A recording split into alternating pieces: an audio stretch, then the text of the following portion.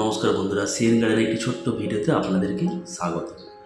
আর বন্ধুরা, এটি আমার মালবেরি গাছ, লং মালবেরি। আর এই গাছটি আমার ছাদ বাগানে 3 বছরের মতন রয়েছে। আর মে মাসের আজকে 7 তারিখ। আর বন্ধুরা, এই গাছটিকে আমি মাঝে মধ্যেই কাটিং করে দিই। তার ফলে কি হয়, নতুন করে কুশি এসে আবার নতুন করে ফল হয়। আর বন্ধুরা, গাছটিকে আমি মালচিং করে দিয়েছি। মালচিং আর কি, গোবরের যে ঘুঁটে হয় ওই দিয়ে মালচিং করে দিয়েছি। খাবারেরও ঘাটতি হবে না, আর প্লাস মালচিং হয়ে থাকবে, তাড়াতাড়ি শুকোবে না টবটির জল।